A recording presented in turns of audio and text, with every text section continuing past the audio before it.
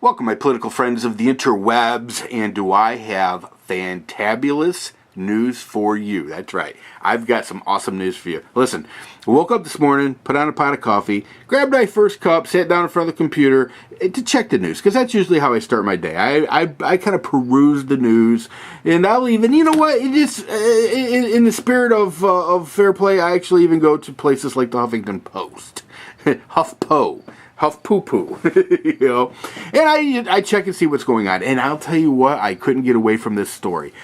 Oh man, you won't believe this. Apparently, the automotive industry has had the most incredible August on record. Just an amazing double-digit bonanza of auto sales. Even the Chevy Volt. Holy crap, you wouldn't believe this. Last August, the Chevy Volt sold somewhere around 300 cars, supposedly. Which they probably did, and I'll get to that in a little bit too. But apparently this August, oh my God, they had them flying off the showroom floor. Thousands of Chevy Volts sold in August. Good news.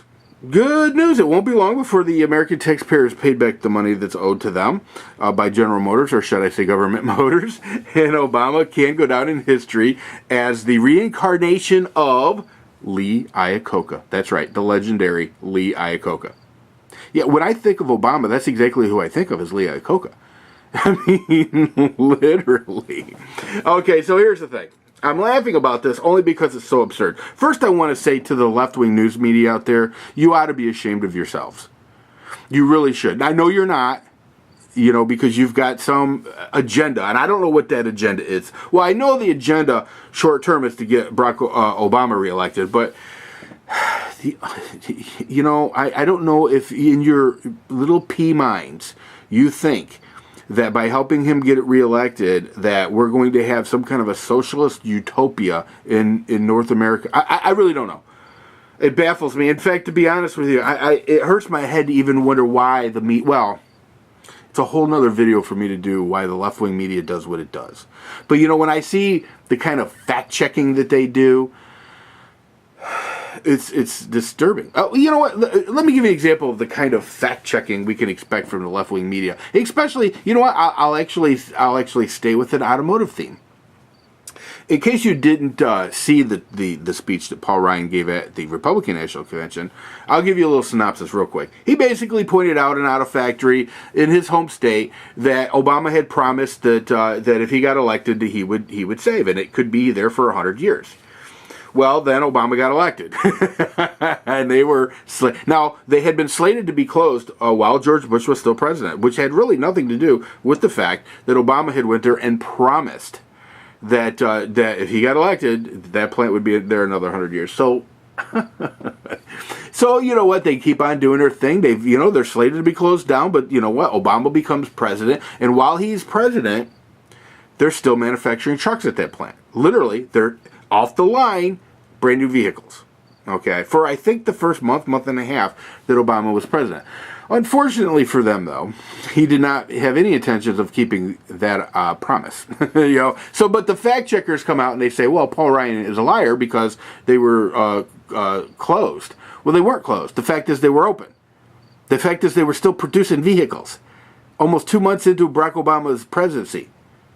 So, yeah, Paul Ryan did not lie. But the left-wing spin machine made it sound like he was lying, all because it was slated to be closed while Bush was president, and they were only running a quote-unquote skeleton shift to finish up a truck order. What's that got to do with the price of eggs in China? The fact is, the plant was still open. The fact is that Paul Ryan did not lie. The fact is, those workers lost their jobs. The fact is that President Obama lied to them. Or I should say, I'm sorry, at that time he was candidate Obama. Okay, so the left-wing media keeps pushing this nonsense, and then call it fact-checked. It's just ridiculous. So here's the thing. So the new spin today is that the automotive industry is just having a bang. Forget the fact that nobody's working. Forget the fact that the economy, the unemployment rate is higher today than it was when Jimmy Carter was president. The real unemployment rate is a whole lot higher than when Jimmy Carter was president. And that's another whole set of books that the Obama administration likes to cook. The fact of the matter is that, this country is in trouble, real trouble. And like Paul Ryan said, we don't have much time. But you've got the media out there spewing some nonsense on the opening day of the Democratic National Convention, solely to give the Obama cronies the ability to go up there and harp about how he saved the auto man. Well, it wasn't even but a couple of days ago that Vice President Biden, and it makes me ill just to even say that, Vice President part, but he was saying, what did he say? He went to this rally and he said, I've got a bumper sticker for you. Osama bin Laden is dead and General Motors is alive. Well, okay. I put it together. Bumper sticker, ha ha ha. It's really funny. The fact of the matter is that General Motors is literally a house of cards. And it doesn't matter who gets elected president, at some point that house of cards is going to collapse. I really do feel that. I mean, if you look at the way they cook their books, let me give you some evidence. Because, I know a lot of people right now are like, well, you're talking a bunch of bullshit, but you haven't given us any evidence that they're actually cooking the books. Well, here. Let me take you back. I'm not going to take you back very far. I'll just take you back to August 27th. Now, listen. You need to have the ability to tie your own shoes. You need to have the ability to wipe your own ass and walk and chew gum at the same time. Okay? But I want you to pay attention to what I'm about to say. Oh, by the way, most of the people who follow me have the capability of doing all that and much more. But, like I said, every now and again a liberal stumbles across my work and they don't get it. Here's the thing. August 27th, 2012. General Motors puts out a statement. And it basically said that they were closing down their Chevy Volt line. Yes, said they had plans to suspend production of the Volt line for 26 days as part of a move to par excess inventory. And for those of you from Toledo, Ohio, that means they've got a whole shit ton of cars that they haven't been able to sell, and they're running out of place to put them. That's the excess inventory they're talking about. So they're going to close down this line, the Chevy Volt line, and I believe the Chevy Volt line's made in, I think it's in Hamtramck, up around Detroit. Okay, so here's the question, and by the way, I present that as proof because a handful of days later, you're going to tell me that General Motors had the most incredible August sales for the Volt ever. EVER, ever. Okay, because apparently nobody told the higher ups at General Motors not to shut the line down.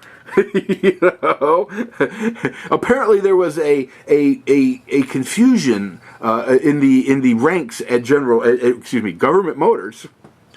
Nobody bothered to tell them that the Chevy Volts were flying off the showroom floors. Thousands were being sold. Nobody bothered to tell them that. So on August 27th, they make the decision to suspend the Chevy Volt line because, they got to do something with all these damn Chevy Volts piling up. You see what I'm saying, people? It doesn't make any sense. Somebody's not telling the truth. And my guess is this last batch of numbers that's just bogus.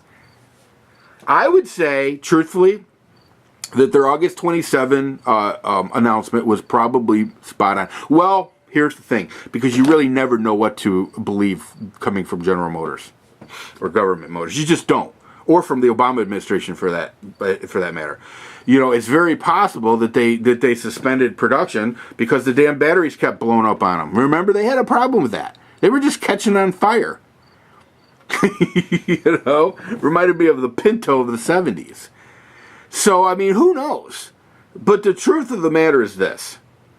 Somebody is not telling the truth. Either the August 27th announcement that they were closing down the plant is bogus, which, who knows? Or the truth is that they sold thousands of Chevy Volts. Now, how could that be truthful? Well, I'll tell you what. 1 in 7. Now, I want you to wrap your head around this. I'm about to tell you some pretty bizarre but true numbers. 1 in 7 federal employees drives a government car. That's right. I want you to wrap your head around that. 1 in 7 government employees drives a government car. So it's very possible that they sold thousands of Volts. In fact, it wouldn't shock me one bit if the United States government went on a spending spree across the board in August in anticipation of being able to use that for their convention. I mean, they're capable of anything. Listen, one more time. 1 in 7 government employees drives a government car, paid for by the taxpayers. Now, listen, you've all heard about the Obama phone. Oh, and if you haven't, I can't imagine that you haven't, but if you haven't, if you are of a certain economic status, you are entitled to get a paid for by the government cell phone. That's right. Because, a prospective employer needs to be able to get a hold of you. So at what point won't they start providing government cars, Chevy Volts, to poor people? Chevy Volt. If you're on welfare, sign up for your Chevy Volt and your Obama phone. Well, hey, listen, because if they call you for a job, you're going to have to be able to go to an interview. You're going to have to be able to go to work. So it only makes sense that the government should buy a car for you. What's disgusting to me is the media, because they're facilitating this nonsense. That's what's disgusting. I mean, it's beyond ridiculous. We need to expect more from our media. We really do. Where are the real reporters? And why are all the reporters so lefty? I know why. And you know what? That's a whole another video, and I will do that video, I promise. Yeah, we'll talk all about the world of academia as I know it. And believe me, I know it intimately. But the fact of the matter is that these reporters need to have some intellectual honesty.